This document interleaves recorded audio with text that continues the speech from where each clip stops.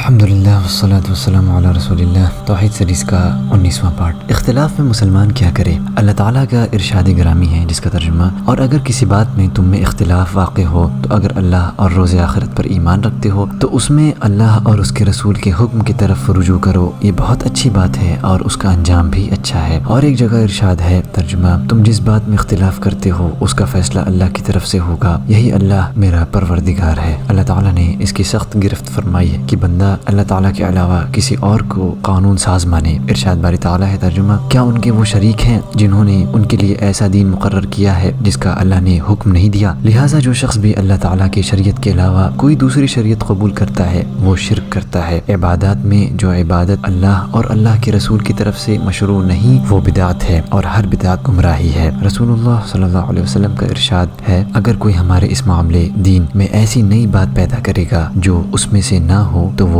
مردود ہے۔ ایک روایت کے الفاظ ہیں، اگر کوئی ایسا عمل کرتا ہے جس پر ہمارا حکم نہ ہو تو وہ عمل مردود ہے۔ اور سیاسی اور انتظامی معاملات میں اگر شریعت الہی سے ہٹ کر کام کیا جائے تو وہ طاغوتی اور جاہلی حکومت ہوگی۔ اللہ کا ارشاد ہے، ترجمہ، کیا یہ زمانہ جاہلیت کے حکم کے خواہش مند ہیں اور جو یقین رکھتے ہیں ان کے لیے اللہ سے اچھا حکم کس کا ہے؟ اسی طرح حلال اور حرام قرار دینے کا حق بھی صرف اللہ تعالیٰ ہی کو ہے، کسی کے لیے جائز نہیں کہ اس معاملے میں وہ اللہ تعالیٰ کا شریک ہو۔ اللہ کا ارشاد ہے، ترجمہ، اور جس چیز پر اللہ کا نام نہ لیا جائے اسے مت کھاؤ کہ اس کا کھانا گناہ ہے، اور شیطان اپنے رفیقوں کے دلوں میں یہ بات ڈالتے ہیں کہ وہ تم سے جھگڑا کریں، اور اگر تم لوگ ان کے کہے پر چلے تو بے شک تم بھی مشرک ہوئے۔ آیت کریمہ میں اللہ تعالیٰ نے شیاطین اور ان کے ساتھیوں کی اطاعت کو حلت اور حرمت کے معاملے میں اللہ تعالیٰ کے ساتھ کھلا شرک قرار دیا ہے۔ اسی طرح حلال اور حرام کے معاملے میں علماء اور امراء کی اطاعت اور پیروی بھی اللہ تعالیٰ کے سوا دوسروں کو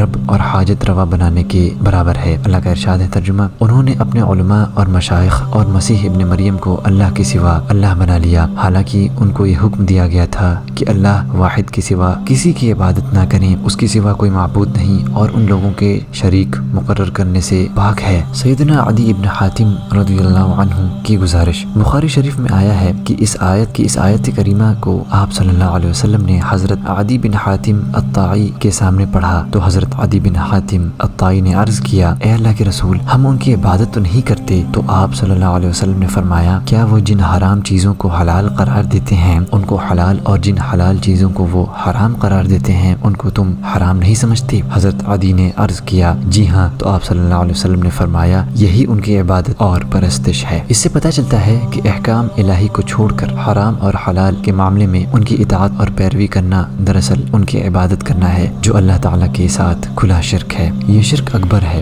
جو توحید کی سراسر خلاف ہے، اس لیے کہ توحید کی معنی ہے لا الہ الا اللہ کا اقرار کرنا، اور اس اقرار کا مطلب یہ ہے کہ چیزوں کو حلال اور حرام قرار دینے کا حق صرف اللہ تعالیٰ کو ہے۔ جب حقیقت یہ ہے تو پھر جو شخص حلال اور حرام کے معاملے میں اپنے علماء اور مشائخ کی پیروی کرتا ہے وہ اللہ تعالیٰ کی شریعت کی مخالفت کرتا ہے، اگرچہ علماء کرام دین کی سمجھ بوجھ میں بہت باریکی رکھتے ہیں اور اجتہاد میں ان سے کوئی غلطی ہو جائے اور حق تک ان کی رسائی نہ ہو سکے پھر بھی ان کو ایک اجر ملے گا۔ اس سب کے باوجود ان کی اطاعت اور پیروی جائز نہیں، تو پھر ان خود ساختہ قوانین کی پیروی کیسے جائز ہوگی جو کفار اور ملحدین کے وضع کردہ ہیں، جو باہر سے منگائے گئے ہیں اور عالم اسلامی اور وہاں کے مسلم عوام پر زبردستی تھوپے گئے ہیں؟ لا حول ولا قوت الا باللہ۔ اس طرح تو اللہ تعالیٰ کی بجائے کفار اور ملحدین کو ارباب من دون اللہ کے سوا غیر کو رب بنایا جاتا ہے، جو ان کے لیے احکام اور قوانین وضع کرتے ہیں، حرام چیزوں کو حلال قرار دیتے ہیں اور بندوں پر حکومت کرتے ہیں۔ آج کا یہ پارٹ یہیں ختم ہوتا ہے، اس کو شیئر ضرور کریں، انشاءاللہ اس سیریز کو ہم آگے بھی چلائیں گے۔ جزاکم اللہ خیرا۔ السلام علیکم ورحمۃ اللہ وبرکاتہ۔